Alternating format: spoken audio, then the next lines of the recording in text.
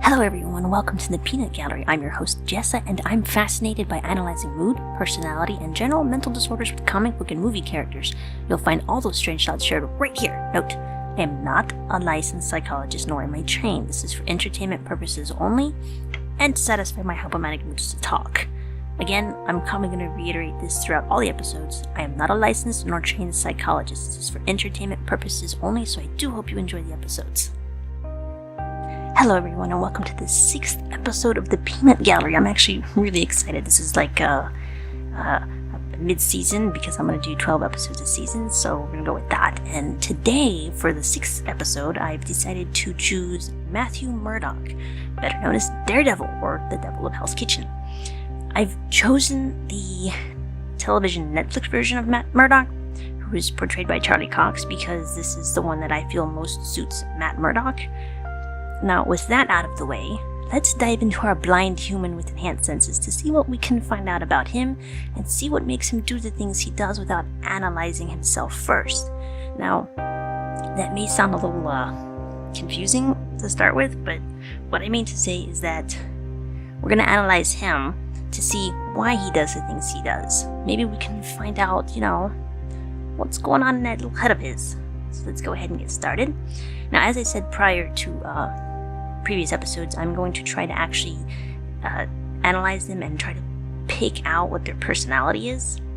It's one of the 16 different types. I would have done this from the start, but I didn't, so maybe in a little while I'll go and revisit some of the other ones, so we'll go ahead and see how that's going to go. Now, as far as personality goes, Matt is definitely an introvert unless he's with friends such as Foggy, but other than that, he prefers to keep to himself, and that's kind of the basis for his character. He doesn't want his friends to know that he's Daredevil because that would put them in danger, and he certainly doesn't want to endanger those he cares about. Now, because he does have enhanced senses, I'm going to put him down for intuition because he has a great sense of that, and it's not just due to his abilities. He's always had that even as a child. Next up is thinking. He's very logical, and this is evident in the path that he chose as a lawyer. He's not just good at his job, he's excellent at it. Because he's such a great lawyer, that makes him an ideal thinker, always thinking about the next plan, a way out, and it's not limited to his legal work. He uses this part of his personality even during the night when he performs his violent acts of vigilantism. The last one is judgmental. This finalizes him as an INTJ, which are quite rare. But he is one of these people, I believe. Being judgmental doesn't necessarily mean that you judge somebody and try to decide if they're good or bad. What it means is that he approaches everything in his life with a plan and with organization, because without that, he may very well fail in his endeavors, both as a lawyer and as Daredevil. INTJs are considered the masterminds because they prefer to be able to plan everything out, have a backup plan, and look at the larger picture in the long run rather than the immediate moment or current reality, which is more of perceivers. I do firmly believe that Matt Murdock is an INTJ, which makes him about 2% of the tested population, so he's super rare, just like his senses. Now, because he's an INTJ, this is the basis of his personality. This is the basis on why he chooses to do the things he does and why they are this way. So, but like I said, INTJs are not just because he has enhanced senses. It's because when you pick apart the way he does things and when you start to analyze him as a person, this is what it becomes. And as I said before, I'm not sure if I said it before in a previous episode, but when you know your personality type, one of the 16, you start to understand yourself better. You start to understand why you do certain things the way you do, why you act the way you act in certain situations. Now, this is good for him because as the Devil of Hell's Kitchen, he does need to be very perceptive. He does need to always have a plan. He's not the spontaneity type. And I would compare him to Deadpool. They do both wear, red.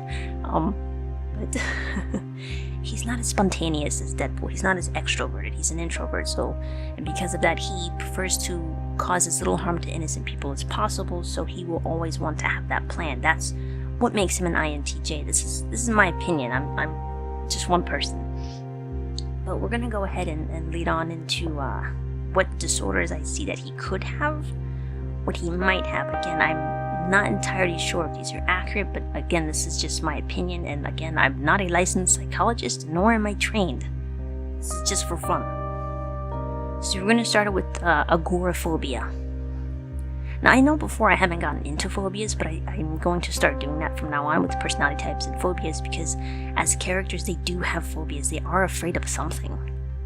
Some of these phobias are weird. Doing a lot of research into some of these things are weird. There's a phobia for body odor. Although I can kind of understand that one. Yes, I understand that one very well. So we're gonna go ahead with agoraphobia. It's a phobia where you deem a social situation to be unsafe because you can't outright escape it, such as a train station or a mall or even diners where you don't have access to another door in case things go south. It's kind of when you see Frank Castle go into diners, he always puts his back to the wall, he keeps an eye on the windows, he keeps an eye on the entrance. He definitely has some form of agoraphobia, but we'll get into him when it's his time. But for now, I do believe that Matt Murdock has that because it's the best example I can give is when he was chained up to the brick wall, the chimney thing on top of the roof by Frank Castle. He was struggling, he couldn't get out. He knew that Frank Castle was going to cause harm to other people. He knew this. He was struggling, he couldn't get out, which meant he could have had a panic attack, but he kept himself under control. For the most part, it isn't limited to just interaction with Frank Castle or Wilson Fisk, but even as himself during the day, he has to put his Daredevil self aside and just be Matt Murdock, which means he has to let others help him, even though he's clearly capable of handling himself no matter what, but he can't let others know that because then it would put them in danger, and there's no way that he'll ever, in a million years, put Foggy or Karen in danger willingly. That's why he kept it a secret from them for so long.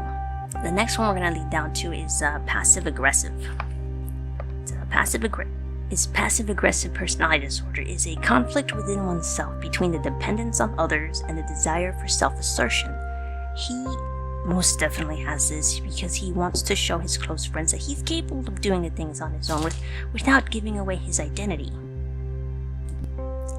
And if that means flat out lying to them by saying he fell down here or there, maybe ran into a wall to describe the bruises and lacerations, then so be it. But he also wants them to believe that he's perfectly fine on his own despite the lies of how he was injured. This actually makes them worry more about him. It's an internal conflict raging inside of him because he knows that all he has to do is tell them that he's Daredevil and all will be well. But then that will only raise more suspicion because then they'll think that he needs help because he's blind and therefore some sort of hindrance in his work, and he doesn't want that. What he wants is for his friends to support him no matter what and believe that he's capable.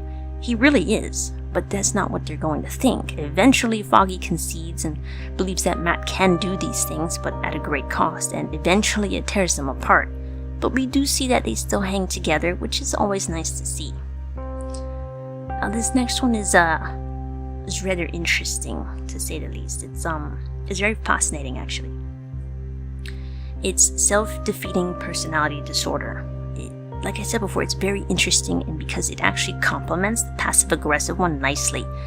And that's not a good thing, because our poor Maddie rejects help from other people, even a little bit, especially when he's just a lawyer by day.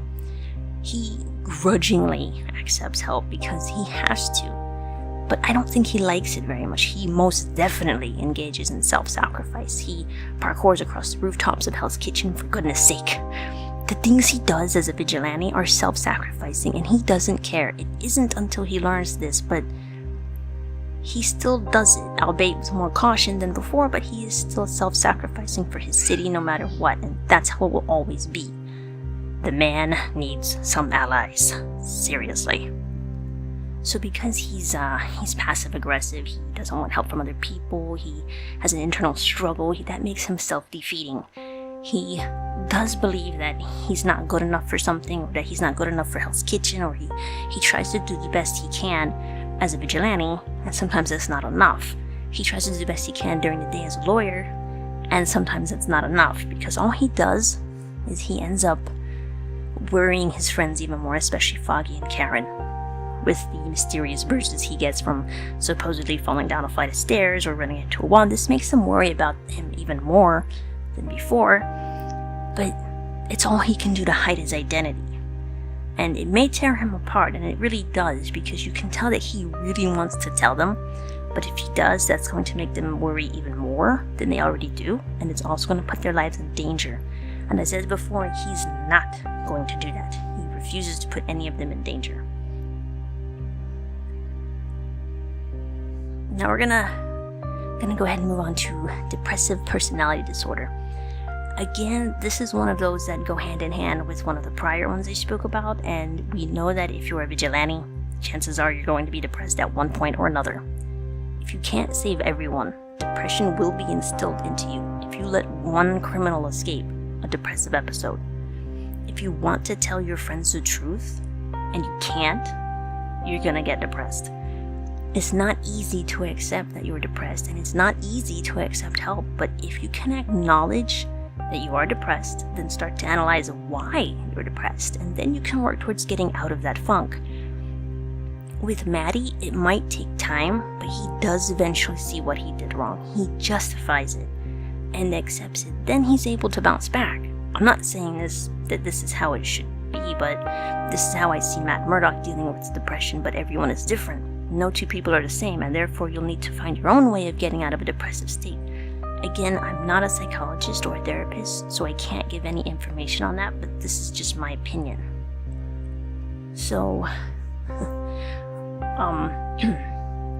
so after hearing about the INTJ personality type and the 4 disorders that I believe, 3 disorders and a phobia that I believe Matt Murdock has, I guess, collectively, that's who Matt Murdock is. He does self-sacrifice himself at night. He doesn't really think about what'll happen if he goes and he fights the hand, or if he goes and when he was the Man in Black, he didn't really have any body armor, so he was actually hurt quite often, hurt a lot more than he should have been. So trying to explain why there's a couple of stitches in his side is not on his agenda to tell his friends. He is a self-sacrificing person because he wants Hell's Kitchen to be a better, safer place. And also being passive-aggressive doesn't help his standpoint with his friends either. As throughout his career as a lawyer, we can see that he does get very close to Foggy, he does get very close to Karen, he does eventually tell both of them that he is Daredevil, but that doesn't make them feel any better. If anything, it makes them upset and angry that 1, he didn't tell them right away, and 2, that he's putting his life on the line for a bunch of strangers that are ungrateful. Because as tabloids go, they do say he's a vigilante, they do say that he's a problem causer, they do say that he's doing more good than the cops are, but the cops abide by law. There's not much that they can do by that. There's not much that they can do beyond what the law lets them do. So when the vigilantes come in, half the city loves them and half the city hates them. And this is especially true when Frank Castle came on the scene, but again, we're gonna leave him for his own thing, because he's got a whole slew of problems. A whole lot more than this, so, but again, all vigilantes, all heroes, they all share some sort of agoraphobia. They are afraid of being unable to get out of a situation in public. They are afraid of endangering innocent lives, and if they can't get out of a situation to get away from those innocent lives, they're going to cause problems for them and possibly even death. Well, this is what I've gathered for Maddie. He's our red onesie, said in honor of Frank Castle. Yep, a tortured soul. I love a good tortured soul, but Bucky is still number 1. Sorry, Frank. A clad parkour hero. He does wear a onesie, right? I mean, he took it off and it was a one-piece suit with a zipper at the back, I'm assuming? I'm not even sure, but our mild-mannered lawyer has demons in his closet, and this is what I've gathered the most out of him, and I am looking forward to more Daredevil and Punisher. I'm actually very excited for those shows. I love Marvel so much. They're the best. I'm not sure if I did a good job, but I'm still learning as I go, and I do find it fascinating that anyone even listens to these podcasts at all. I'm very, very humbled that there are listeners at all. I mean, even one person makes me humbled and happy because someone likes them. But other than that, this one is unusually short, and I'm kind of upset about it, but there's not much more I can say on the matter, as we're still trying to, even like 2 seasons in, we're still learning about Daredevil and Matt. They don't really go too much into his history other than with his father and how he got his enhanced senses and his blindness, but hopefully the 3rd season is going to be really interesting. The 2nd season was phenomenal. I absolutely loved it, mainly because that was like the introduction to the Punisher, and John Bernthal's freaking amazing. That's all. It's almost he's an awesome Frank Castle. But so I do hope that we can see more interaction with Karen and Matt Murdock, because there's something going on there. Didn't really like Elektra too much, but that's for a different time. And I guess that's it. This is what I've gathered for Matt Murdock, our red onesie clad hero who runs around the city in a onesie. I didn't go into too much detail as I thought I would have, but I'm still learning. 6 episodes in, I'm still learning about all this stuff. I'm still learning to analyze characters more. Again, if some are better than others, that's probably because it's a biased opinion, because I really do love some characters more than others, and I apologize for that. But again, I guess thank you for listening, and until the next episode, but don't forget to tell me how I did. I can take the brutality of it all. Don't worry about that. I've got tough skin. I'm a southern gal. I can take it. But all in all, Matt Murdock has a lot of demons. He has a lot of skeletons in his closet. He does fight with himself a lot over decision making. He does get upset when his plans don't come out the way they're supposed to, and he really does have a whole lot of depression built up and a lot of anger and rage, mainly because of Wilson Fisk, and hopefully that's something that they can explore later on. And I'm actually really curious to see if Wilson Fisk will figure out what Matt meant when he said, "I'm the one who won't let her come back," referring to his future wife, because it is Matt Murdock that sent her away. It is Matt Murdock that got Wilson Fisk in prison, and I don't think he's quite figured it out yet. But Wilson Fisk is a smart guy, so we'll see. And again, I apologize for how short this one is. It's just that I must be having an off week or something. I'm not feeling very good, but anyway, thank you for listening, and until the next episode. I want to state for the record that I am not a licensed psychologist, nor am I claiming to be one. I'm just fascinated by mood, personality, and mental disorders of the world. They're not openly discussed, but as a society, we are getting there, and I really do enjoy comic book and movie characters. So instead of sitting at home and analyzing these ladies and gents myself and racking my brain over this, I thought I'd share it with the world. And let me know if I've done an okay job, a good job, or a horrible job at this, because this is all new for me. And don't forget to share this podcast if you liked it. Again, thank you for listening to my ramblings, and tune in next time.